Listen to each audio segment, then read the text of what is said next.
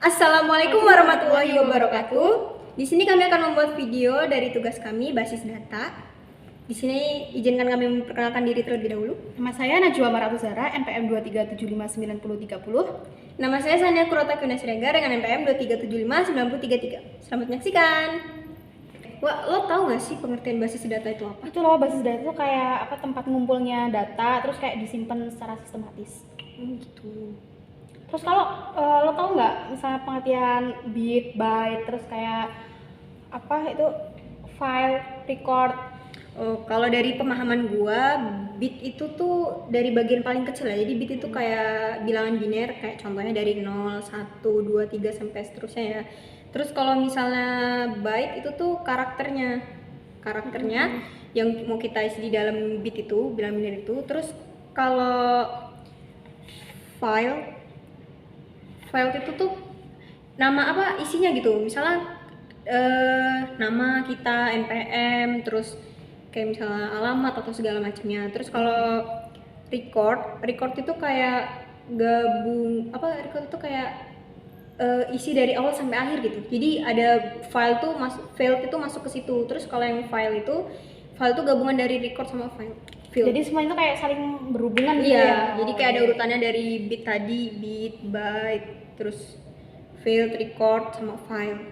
Kayak gitu. Terus kalau misalnya tujuan manajemen basis data itu apa sih? Tujuannya itu untuk ngatur, ngolah itu biar kayak lebih mudah dalam program gitu loh. Oh gitu. Jadi kalau misalnya kita pakai basis data tuh tujuannya tuh lebih mempermudah gitu ya untuk ngolah. Terus kalau komponen-komponen basis data yang lo tahu itu apa aja? Yang pertama itu ada hardware, yang kedua operasi sistem, database, terus ada DBMS, user sama optional software. Tuh. Jadi ada 4 ya? 5 ada. Ya. Yep.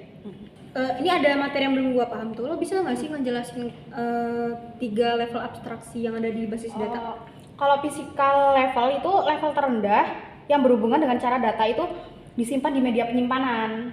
Terus yang kedua itu ada conceptual level, yang itu data itu dipahami dari pandangan yang lebih abstrak.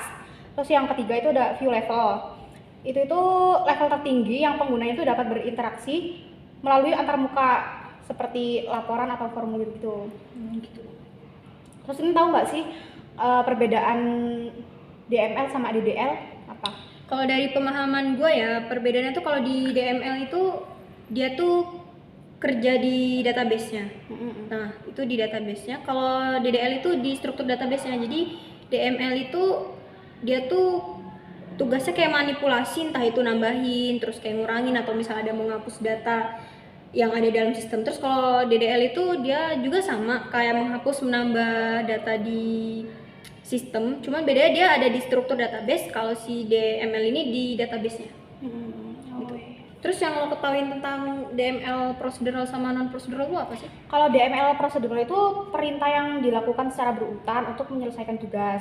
Terus kalau DML non procedural itu pernyataan yang deklaratif yang menjelaskan apa yang ingin dicapai. Gitu.